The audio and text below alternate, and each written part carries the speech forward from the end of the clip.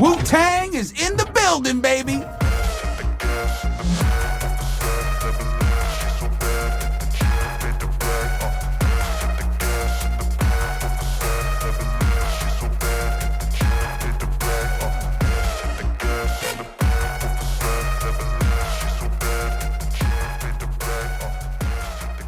What's going on, guys? Welcome back to the channel. For today's video, thanks to the wicked team at Yolopark, we're going to be checking out their Transformers Rise of the Beasts Autobot Mirage. Now, if you'd like this or any of their previous characters, then make sure to check out the links in the description below.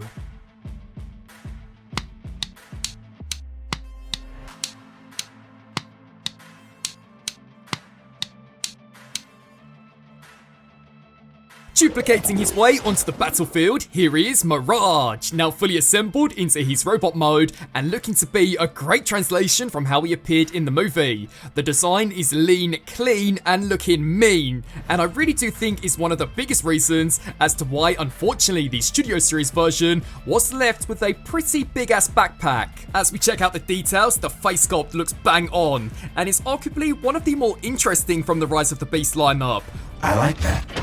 I like it a lot. I also really like how many components from the Porsche integrate into the entire upper torso. The indicator and headlights are looking sick, the shocks embedded in the biceps and the wiring surrounding the forearm is looking killer, and the legs, despite being slightly simpler when it comes down to design, are still completely detailed and painted front side to back, to the point where even the underside of the foot does accurately match the actual CG model. Even as we flip around to the back, it's easily understandable as to again why the Studio Series version was incredibly kibble-ridden, because with the exception of the Porsche wheels, not too much of the vehicle mode really integrated into this. Even as we spin down here to the back of the legs, despite not transforming, the wheels are even packing some proper rubber tyres. And it's got to be mentioned that the build of this guy is solid.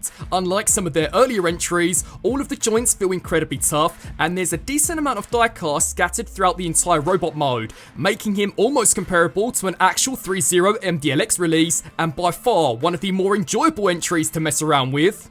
As we check out his accessories, up first he does include two interchangeable forearm blasters which near seamlessly integrate into the actual design.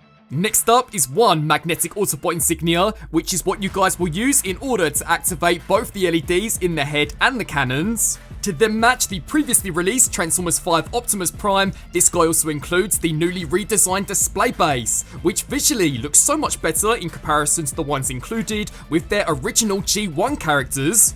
Then finally, one of the biggest improvements in comparison to some of their earlier entries would have to be this fully articulated display stand, which really allows you to maximize the posability of Mirage.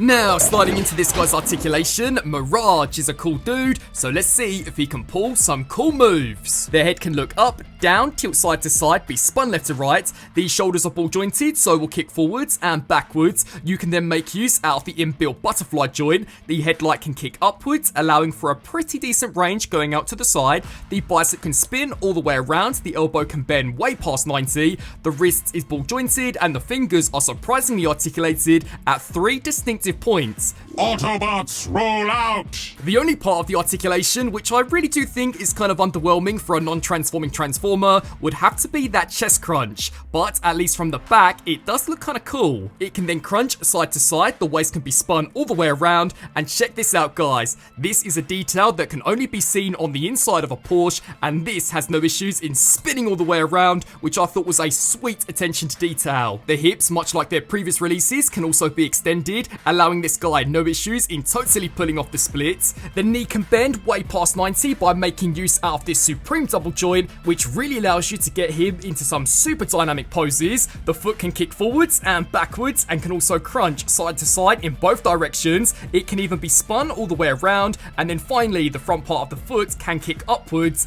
making use out of these proper working pistons. But at this point, I'm sure you guys all know the drill. Let's now put him through the pose test. Work, friends? You've been inside me.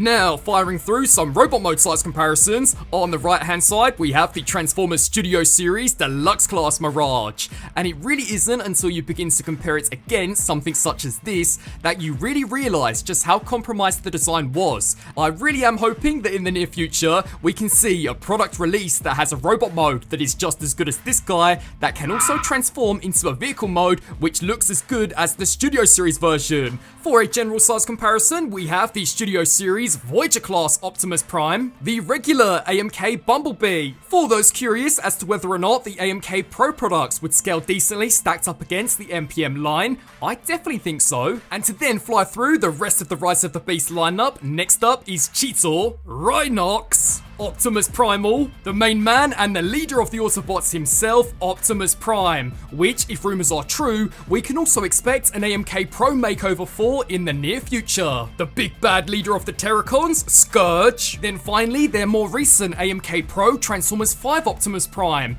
Now, the main reason for bringing this guy out is because these two retail for exactly the same price point. To be entirely honest, I really do wish in this case that Yolopark had maybe taken a leaf out of 3Zero's book, and to truly justify that $55 price point had also included a Noah Diaz's exosuit to really make it feel as if though it was worth the exact same price point as this guy. So, wrapping up on this review for Yolopark's Transformers Rise of the Beasts Autobot Mirage. Yet again, another fantastic entry into their AMK Pro line. When it comes down to the robot mode, this guy looks exactly how he appeared in the movie. The details and the paintwork are absolutely on point. I also think he easily has the best build out of all of the releases to date, making him incredibly enjoyable to mess around with. The accessories are neat, although again, for that $55 price point, I do wish that maybe he could have included slightly more, but just as is, he is already a cheaper alternative in comparison to some of the other more expensive options out there, and as it stands right now, is easily the most accurate version of this design that I think we've so far seen. I would love to get your guys' thoughts on Mirage down in the comment section below. For those of you planning on picking this guy up, then make sure to check out the link in the description below. I want to thank you all so much for watching, and until my next review, transform and roll out!